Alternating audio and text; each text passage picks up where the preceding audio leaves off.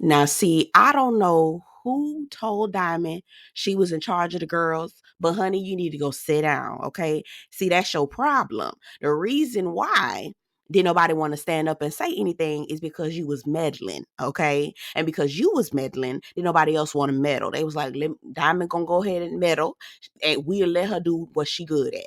So I don't know what's going on, but you need to be tending to your own business, Dymond. You need to be tending to your own business, because next week we're gonna see you and your man and your sister going at your man. So girl, that you got bigger fish to fry. You don't need to be tending to worry about what's going on with Chris and Sandia and the other people. Girl. Anyway, hey y'all, welcome and welcome back to my channel. My name is Belle. This is the Belle Perspective. We are here to talk about the Never Ever Mets. This is season 1, episode 4.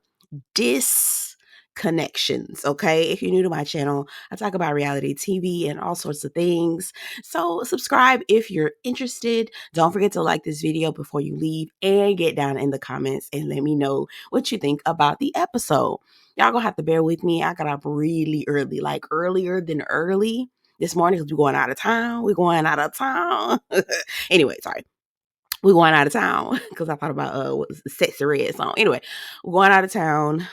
So I need to hurry up and get this thing done. And I'm probably gonna be doing all of my reviews on the road. So anyway, I got early morning voice, and child, I'm tired. Anyway, okay. So we are talking about Greg and Millie. We kind of recap a little bit about the jacuzzi awkward kiss thing, and how Millie is concerned about Greg's intention, and how she feels like he basically plotting on her. And they're also talking about their in-person interaction versus being, online and talking, and the difference is so important. And in my mind, I'm like, y'all dated for 3 years online and lived 30 minutes away from each other. Something is amiss here, y'all. And I don't know. And something about Greg, I'm like, y'all tell me what y'all think about Greg. Y'all think he for real? I don't know. I don't know. Anyway, all right. So who was it? Because I watched this last night. I got my notes, but so we see Dymond, Sandia, and Dymond and Millie talking about here she go. Dymond already being messy. Dymond and Millie, which Millie, girl, you need to be concerned about other things. Girl, you got bigger things to worry about. Girl, your man was 30 minutes away from you for 3 years, girl. Anyway, okay. So Dymond and Millie talking about other people business. All right. Wanting to know how Sandia feels about Chris and Joanna, because they know that Joanna like Chris, and they feel like Joanna's overstepping her boundaries. So they're like, we need to talk to Sandia. We need to figure out what's going on. We're here to back her up. Yeah, that's what we're here for. I said, you're not here for that, girl. What you here for is to be concerned about what's going on with your man and why he was proposing to everybody else around the town.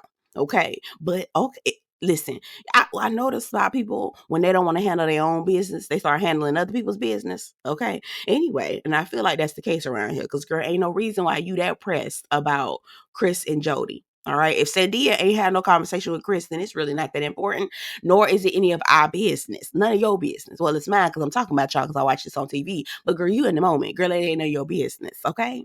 Anyway, so Millie and Dymond decide to pull Sandia aside. Now, had this been somebody that I had known for a while, like had I known Sandia, right, for a long time, had I known her for a year, 2 years, and we were actually friends, then I would understand the reason why Millie and Dymond pulled Sandia aside. But baby, y'all don't know this girl from a can of paint. Y'all don't know what's going on.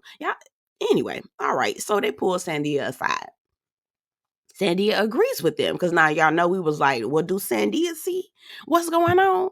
Do Sandia know what's going on? Was that a bad edit? But no, Sandia sees it too. She feels like Jody, aka Joanna, is all, handsy with Chris and all. You know how, you know how they do, okay? Or how we do when we like a little boy, child. Anyway, and so Dymond says, well, we can, we can have a group conversation. And Dymond already want to be in the middle of it. Girl, why, girl? Why don't you just bring it? Okay, so if your concern was to bring it up to Sandia, just so she could be aware of what's going on, why not then just let her handle it from there? Dymond not only got to be telling you about it, she also want to be a part of the delivery too.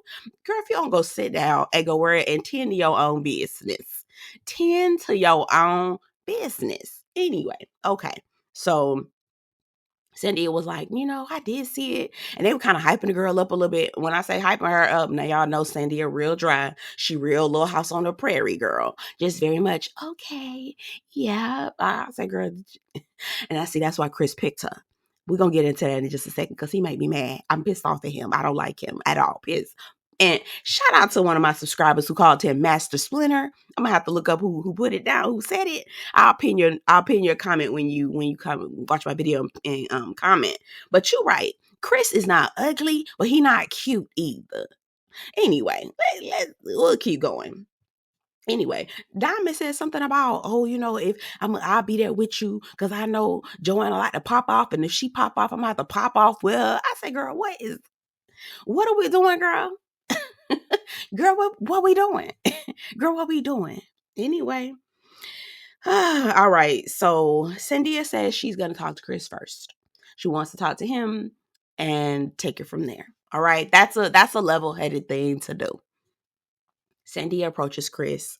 She doesn't approach him. She sits down. Chris asks her, okay, so what were the girls talking about? I think they already had the conversation because when Chris asked the question, what did the girls approach you about? She says, oh, the thing that I already talked to you about. And he was like, oh, that? Oh, okay. Well, no, that's not true. This is immature. I don't think she's flirting with me just because a man may laugh and put his hand on you that he's flirting with you. I said, he is playing in her face. And she knows he's playing in her face. Sandia, speak up. Or say, she's just sitting there. I'm sorry. Let me not say, I take issue with people who don't like this, who don't stand up for themselves. And there's a way to do it where you don't have to, roll your eyes and pop your lip. Like, you don't got to do all that. Now, if you do, that's fine. I'm okay with that. Get them together however way you can. But you got to get the hose up off of you. You know what I'm saying? You ain't got to put your hands on nobody. But you got to get the people up off you. And that's it. That's all. Okay. You got to get them off of you. And this is one of those things where it's like, nah, nigga, you're not going to play with me like that. I'm going to get it. Nah, no. All right. Anyway, so he then says in disgust, nah, that's not it. That's just being immature. That's just being insecure. I don't like that. Jody, come here. When he yelled and called Jody to come over, I said, oh, hell no. Had it been me, first of all, Chris wouldn't be trying, again, those type of men go for a specific type of woman. He chose Sandia specifically because he knew what games he is playing. Had that been me though, baby, the cuss out that would have came from the back of my throat, girl. From the bottom of my soul, I would have cussed him out, child, all the way to hell, from heaven to hell. Cussed him all the way to the third crest of the earth, bitch. Get your ass on, because I don't have time for this goofy shit. Okay? Anyway. So he did it on purpose. Here come Jody, her goofy ass. That goofy ass look she had on her face. Yes, Chris? Huh? What's up? Bitch. You gotta drag her in them goddamn eyelashes across the damn kitchen floor. But anyway, and we don't condone violence. I got to say that. Now, you ain't got to put your hands on nobody, but okay, y'all know the rest. Anyway, so he calls her in to embarrass Sandia, to embarrass her. I said, this was a private conversation between you and her about y'all's relationship and how he felt like you need to put boundaries in place with Joanna. And you decide to call Joanna in. I said, that's a manipulation. That was him saying to Sandia, basically backing to her into a corner. One, to make her feel like to shame her. One, two, if Joanna did pop off, it would be punishment for her, because Sandia not gonna if Sandia can't go back and forth with Chris, she damn sure ain't finna go back and forth with Jody. So this was his way of punishing her to So if Joanna did decide to go off, he would sit there and let Joanna go off on Sandia. That was what that was. That was punishment. That was I'm gonna embarrass you and I'm gonna punish you for coming to me with some bullshit. Even though Sandia know good and goddamn well, and even though Chris know good and goddamn well what the fuck going on.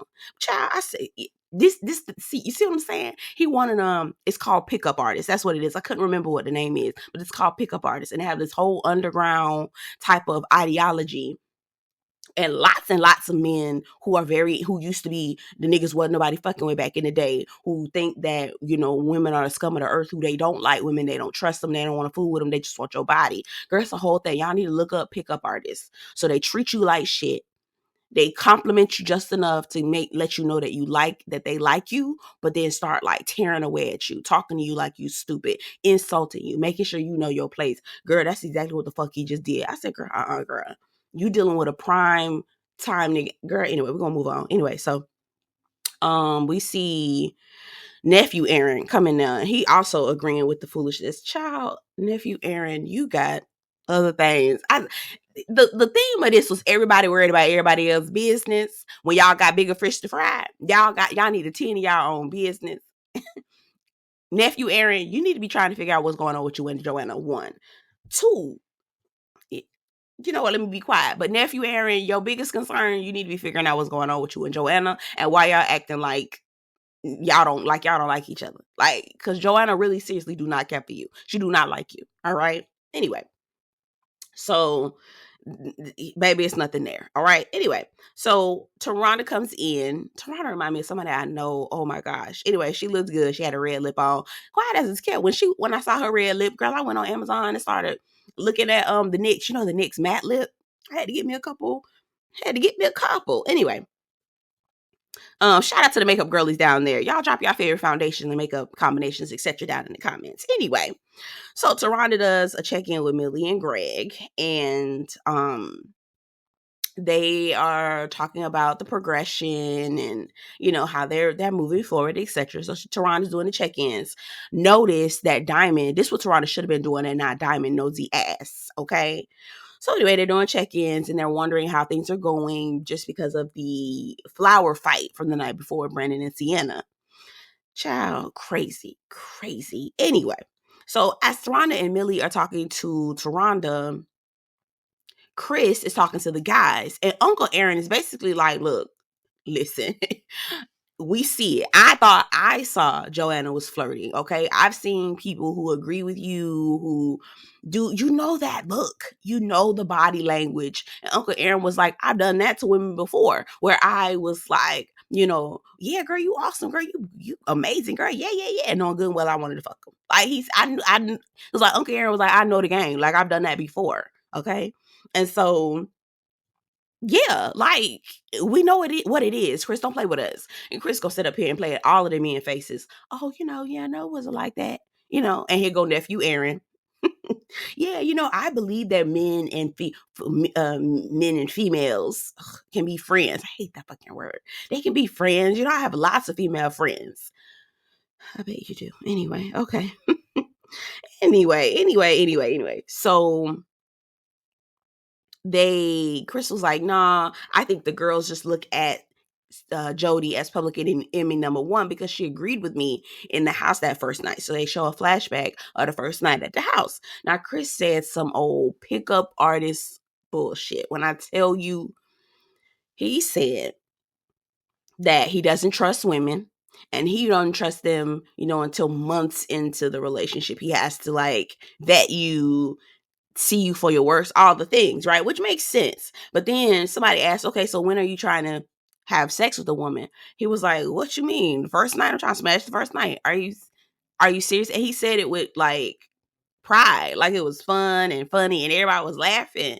He was like, what the fuck that mean? Trust ain't got nothing to do with sex. And I looked at him in disgust. And so did Dymond, okay?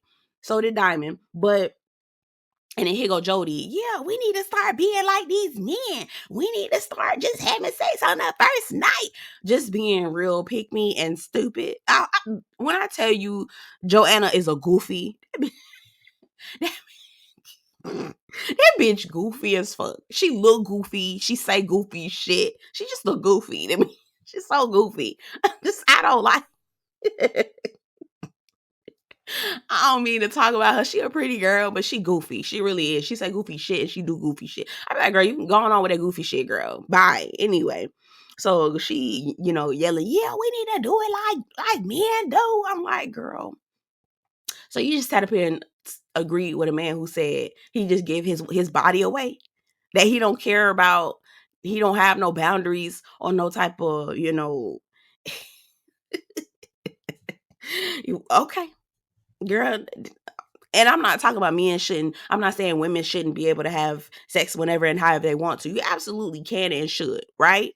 But the way that he made it sound like he just get his shit away with a 2-for-1 coupon. It don't sound good, mama. It don't sound good. Okay? Anyway, so Chris feels like all the women don't like Jody because she thinks, quote unquote, like he does. Which then therein lies the problem. Okay?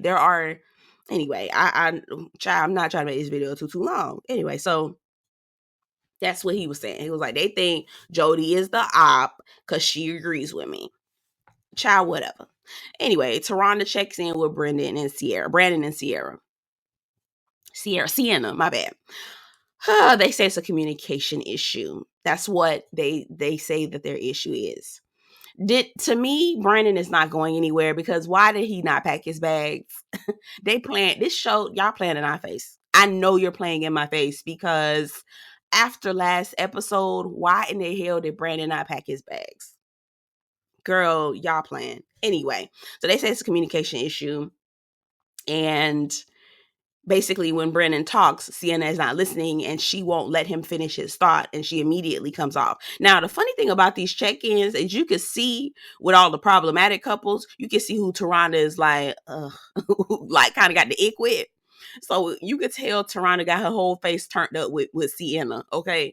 And Sienna turns around and tells Brandon that he's full of shit. And I'm like, girl, first of all, why would you want it? I'm getting ahead of myself, but girl, how did that Colin saying he full of shit? Where did that come from? Okay? Because what he said to you did not warrant that response. Do you hear what he is saying? Are you listening? I don't know. Anyway, so Sienna then says, I'm an independent woman. I'm an independent woman for a very long time. I said, independence ain't got nothing to do with your nasty ass, tight ass, raggedy ass, psycho attitude. It ain't got shit to do with it. Because baby, quiet as it's kept, we're all independent. Girl, we born alone, unless you twins, and we die alone. Okay? Period. And that's one thing, whether you a twin or not, it's going to happen. I'm an independent woman. I don't, so I've been by myself for so long. And yes, it has an effect on things, but don't blame. You mean you've been alone for a long time, not independent. You've been alone for a very long time. There's a difference, okay? So don't blame that on independence, girl. That's crazy. Anyway, Taronda turned around and asked him a crazy ass question, talking about something. Do y'all think this is worth saving? Girl, I said, did you see the footage? I know you saw the footage just last night. Girl, what the fuck? What kind of stupid ass question is that, girl, huh? I said, oh God, Brandon ain't going nowhere. Brandon says, no, it's not. From a romantic perspective, it's not worth saving. I said, from a platonic perspective, from a romantic perspective, nowhere, none of this is none of this. He got his arm around her. I said, y'all ain't going nowhere. He ain't going nowhere. Brandon is not going anywhere. Okay? So Sienna, feeling hurt, crushed, and crunchy, says, well, if he says he doesn't think it's worth saving, then, I'm just going to have to go with what he says. Sienna was actually the first person who said that she thought it was worth saving. Girl, why did you think it was worth saving? You called this man a bitch. You said he is irresponsible in relationships. You just said that this man is full of shit. Why would you want to be with a man with all of these things that you just said about him? Girl, when I tell you Sienna is 5 to 6 flavors of crazy, girl, I do not know I don't know. I can't identify it, y'all. I don't know. Anyway, all right. So Taronda meets with Jody and nephew Aaron. And Taronda was like, y'all giving roommate vibes. She off rip. Y'all giving roommate vibes. And they are. And not even roommates. They giving neighbors down the street. She live on one block and he live on the next. That's what it's giving, okay? And so they talk about the rumors. There's people giving rumors around about me and Chris. And Taronda was like, well, is there anything going on with you and Chris? She was like, no. And I just don't like that people are pushing that rumor. Girl, okay. Go ahead and play a Toronto face if you want to.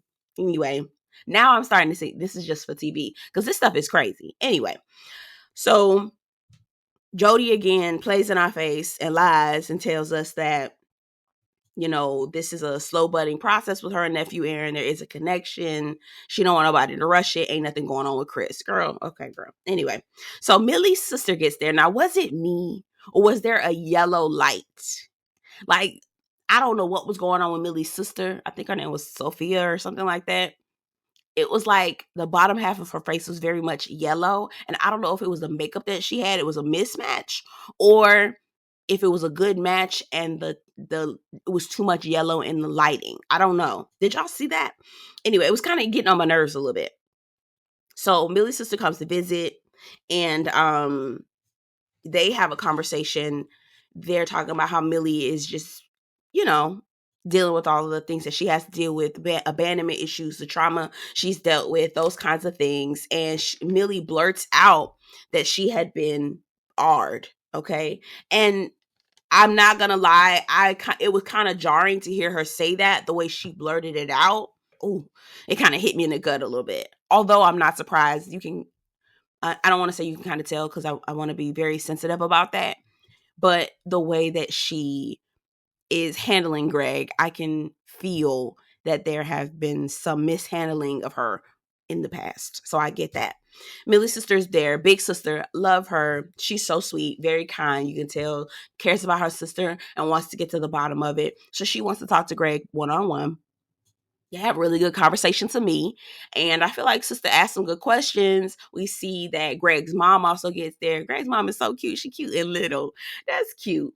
I still got my good eye on Greg though. Greg keeps saying, you know, I'm a different man. And, you know, the reason why him and Millie never got together in those 3 years is because he wasn't ready in those years. And even in the last few months, I said, so what changed outside of you coming on TV? I don't know about Greg, y'all. I don't know. Greg wants to emphasize that this is the second time any other woman has met my mama, because I don't let women meet my mama. And I was just kind of like, okay. He's like, I want her to know that this is serious to me. Okay. I don't know. But it looks like Millie and Greg's mama actually hit it off, and it was cute. It was really nice to see that you know, all of the family were getting together, and you know, just really kind of in approval of each other so far. So Tarana has a check-in with Sandia and Chris. And again, you could tell who Tarana fucking with, and you could tell who she don't. Okay. So she sees Sandia. She's like, oh my God, come on, red lip. You look pretty. And she comes to sit down. You know, Sandia real, you know, hi there. Hello. Okay. Yes. Yes. Very quiet. Just meek. Just so meek. And then here go Chris. And she was like, what up? Around, I say, girl, go ahead. Yeah, we know we don't like that nigga either. Okay. We find out that Chris is Haitian, and I knew it. I knew he was Haitian. Anyway, I knew he was Haitian. So that makes sense as to why. Okay, there's something that he does with Sandia. And so I'm from Florida. There's a heavy Haitian population in Florida. My dad was actually Haitian as well. I don't know anything. I was raised with my American family, so I don't know anything about Haiti, nothing. Okay. So I told y'all already know my parents wasn't worth a damn. They ain't had no business, but they did. So I'm here. So anyway, so I used to date this Haitian guy, and he used to tell me how there was like not a feud, but a little bit of a feud or rivalry or something between the Haitians that were born in America, Americanized Haitians, versus the Haitians that were born in Haiti. They were almost like, oh my God, you so Haitian. Ugh, like that kind of thing. Like, no, that's not how you say it. You say it like this, like, or correcting them on their speech, but being very condescending to people that were directly from the country and, you know, may have been born there and are naturalizing into the country, into the US, versus the people who were born here.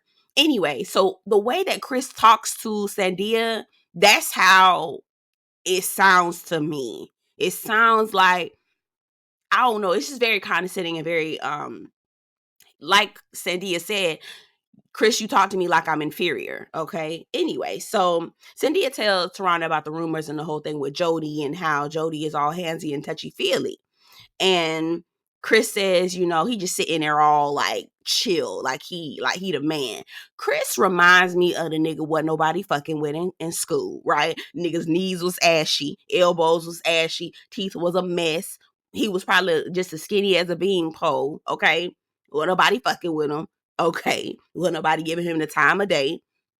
And then he decided that he was gonna start going down the rabbit hole of the Kevin Samuels and the Fit and Fresh and the them niggas, Andrew Tates and them niggas over there. Okay, those type of niggas, the pickup artists and the rest of the people who are underground who push that same bullshit. And he decided that women were going to be public enemy number one. So he's going to get his body right so that he can attract the women, but then he can discard them when he wants to. Chris is a whole social experiment. Y'all need to study him, child. Study him, girl, please. Because he is the definition of a nigga you don't want to be fooled with, okay? So anyway, he says that Sandia's mood's constantly changing and she don't got time. And if that's some manipulation shit right there. Her mood is changing because you're doing some bullshit. And so he playing with her. It's so much behind it. And Sandia is not talking. So you can't tell. But I know because I've been in this before where my mood is changing because you prop me up and then you do some bullshit. So then I'm pissed again and you do it throughout the day. So I'm going from happy to sad to upset to anger to happy again to sad. He fucking with her. Okay. It's a part of the training process, I guess. Anyway, so Chris then says that, Sandia's feelings are not valid. That feeling of her, me, and Jody and all that other stuff aren't valid. Taronda get pissed. She was like, that is a very valid feeling. It was like, what if somebody comes to me and says, oh, Chris, you're cheating on me. I feel like you're cheating on me. She was like, yes, that may be her feeling, but the action may not be true, but that's two different things. Just like your feelings are valid, her feelings are valid. Okay. Chris backing up a little bit because he can't get at Taronda, right? Like he lightening up. But if it's a woman he feels like he can railroad, he will. But he can't do that with Taronda. You see what I'm saying? Like he want to fuck with, man, he a fuck nigga for real. Like, boy. And I know Dymond see that. I know Dymond sees that, but it's not her place. She need to be concerned about her own man. Okay. Anyway, I can see Dymond sees that, and I'm getting pissed. And I know if I saw that, I would probably want to say something too. But you got to know, you got to tend to your own business. This is not the time nor the place. Anyway, so Chris says he basically calls her insecure. And I said, you knew she was insecure when you dated her. You purposely dated her or with her because she is insecure. Child, I said, baby, trying to bring up a couples therapist. Sweetheart, they had just met and they've been talking online for 3 months. Why are y'all encouraging people to stay in some mess? They do not need to be in couples therapy. If y'all going through this much when y'all first met, let it go. Let it go. Okay. Anyway, I don't know. Anyway, Chris says they have the best chemistry in the house. Bitch, where? Bitch, where? Okay. Anyway, yeah. I something in my spirit, and I don't like putting this on people. I don't. But something in my spirit tells me that this situation with Sandia and Chris, it's like taking candy from a baby to me in my mind in terms of Chris and how he thinks and how he looks at Sandia. It's like he's basically taking candy from a baby. Something in my spirit tells me that if they continue on in their relationship, I know he's gonna be cheating on her left and right, lying to her about it, gaslighting her about it. But something tells me that it might even get to a part where he might put his hands on her. I swear to y'all, I felt that in my spirit so bad.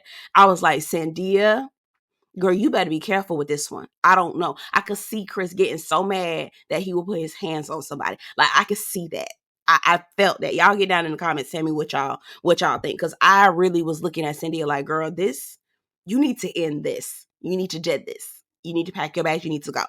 But anyway, something in my spirit was telling me that. And I'm not letting it up. That's what was in my spirit. And my spirit usually be right, child. Anyway. So they're making food. And I think it was pasta or something like that. I don't know. Is Brandon the chef? Because he's in the kitchen too. And here go Jody. I said, oh no, see, why are you worried about the wrong thing? That's what Sandia need to be like, no, don't worry about what we talking about. Don't worry about what we said. But Joey, what's her name? Whatever the fuck that girl name is, she knows she can say it because Sandia ain't gonna say nothing. Chris tell her, oh yeah, they brought up the whole thing about all of me and something going on with you, when you weak-minded like that. So he calling Sandia weak-minded. You called a woman that you with weak-minded? I know why Dymond mad. I would have been pissed off too. And don't get me wrong, I probably would have said something. It would have, but girl, my God, my God today. Anyway, so Dymond jumps in. She's like, hell no, motherfucker, don't you be calling your woman weak-minded? Hell no. So Jody all of a sudden getting loud. I'm getting sick of y'all lying, talking about me. Ain't nothing going on, And Dymond was like, okay, here go Jody. She starting to get loud. But Jody only getting loud because she feeling threatened. Girl, you should have got with her. I don't like, man, if you don't lower your voice, because girl, I'm standing right next to you, girl. Ain't no reason for you to be getting loud. I don't know who the fuck you think you correcting. I don't know who the fuck you think you talking to. But girl, it ain't me. Okay? It ain't me. And so Dymond feeling away because ain't nobody jumping up, backing her up. I said, girl, this was some shit you got your ass in. You should have never even meddled in that. You should have never even had nothing to say about that. If Sandia want to go down with this fool, let her go down. Watch it. Like the rest of us, girl. That's what you should have been doing. Anyway, so Jody yelling. I guess she cooked the food. So was it Shay, Josh, Uncle Aaron, and Dymond? They don't want to eat her food. Okay. They're like, nah, we ain't fooling with her. Mm-mm. So they go to the boom boom room and take their food with them. And I think Dymond and Uncle Aaron were talking about it. And she was asking Aaron, why ain't you speak up for me? Why you ain't say nothing? And he was like, man, I felt like you had it. Right? And she was like, even my own boo wasn't standing up for me or backing me up. Girl, again, that was business that you ain't need to be tending to. That's it. That's all I got to say. You wanted people to stick up for you, but girl, you was minding the wrong business. Okay? And so Josh, Shay, Dymond, Aaron, they all go sit down in the boom boom room and have dinner. And they were like, nah, we're not trying to eat her food. Because if she yelling and carrying on like that, what if she put in our food? I'm with them. But I still feel like if you're going to talk about this, then you need to be talking about it with everybody. Because if it ain't none of your business from the beginning. So if you're going to be talking about other people's business, you might as well bring everybody in this mug so everybody can hear what the hell you talking about. The remaining people at the table, Sienna and the rest of them, Chris, they mad because there's a section of the group that decides to go eat by themselves. Anyway, y'all get down in the comments. I made this video entirely too long. Honestly, girl, this shows y'all playing. Y'all playing. I know y'all playing. Because Brandon, why your ass still here? Okay? Anyway, get down in the comments. Tell me what you think about the episode. Don't forget to like this video before you leave. Subscribe to the channel. And I'll see you guys in the next one. Take care.